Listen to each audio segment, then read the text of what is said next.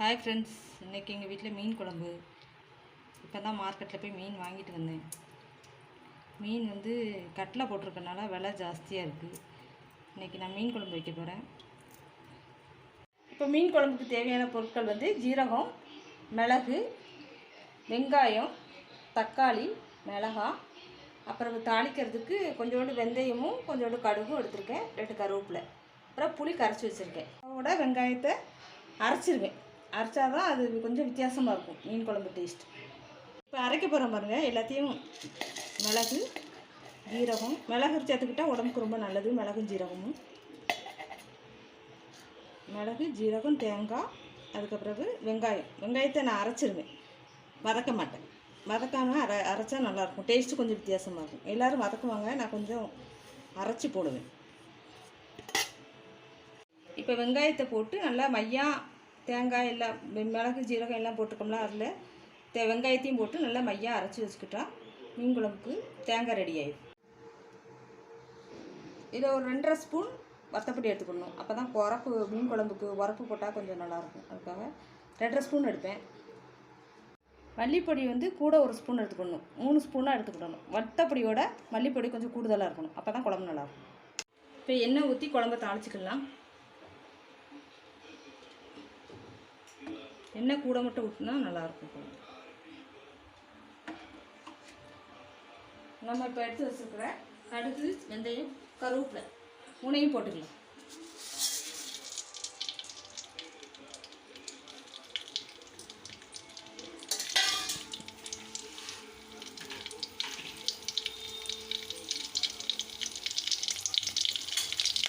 நல்லா பொரிஞ்சதுக்கு பிறகு தக்காளி பழம் போடணும்.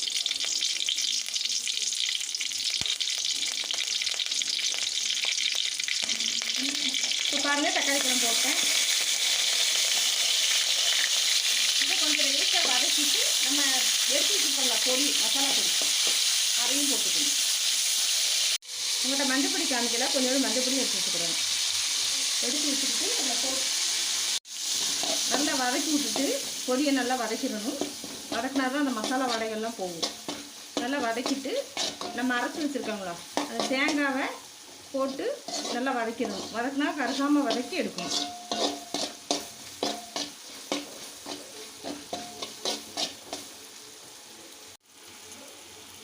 இப்போ பொடி நல்லா வதங்கிடுச்சு. இப்போ நம்ம தேங்காவை போட போகிறோம்.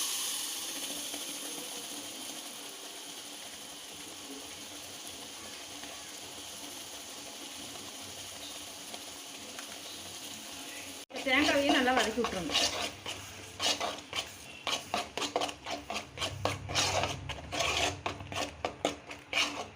மசாலா கருகாமல் நல்லா வறுத்து எடுத்துடணும்.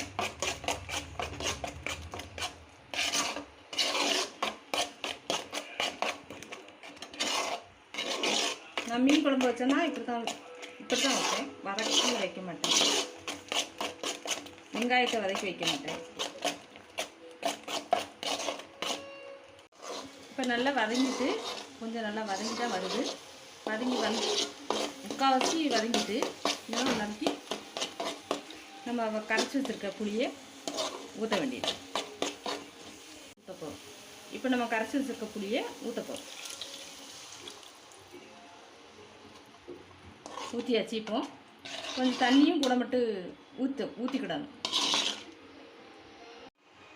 புளி கரைச்சிட்டு அந்த கூட கொஞ்சம் தண்ணி ஊற்றிக்கிடணும். நமக்கு தேவையான தண்ணி ஊற்றிக்கிடணும். குழம்பு எவ்வளோ திக்னஸ் வேணுமோ அவ்வளோக்கு தக்கன தண்ணி ஊற்றிக்கிடணும். இப்போ ஊற்றிட்டேன். தேவையான அளவு உப்பு போட்டுக்கலாம். கல் உப்பு தான் யூஸ் பண்ணுவோம். இப்போ குழம்பு கொதிக்க ஆரம்பிக்கி இந்த மீனை போட்டுருவோம். இப்போ மூடி வச்சுட்டு குழம்பு ரெடியான ஒரு 10 நிமிஷத்தில் ரெடி ஆயிடும். ரெடியான பிறகு நம்ம பார்க்கலாம். மீன் குழம்பு கொதிக்கி இன்னும் கொஞ்சம் வற்றணும். மீன் குழம்பு நல்லா கொதித்து வந்துட்டு பாருங்கள். அவ்வளோதான், மீன் குழம்பு ரெடி ஆகிட்டு ஸ்டவ் ஆஃப் பண்ண வேண்டியதான்.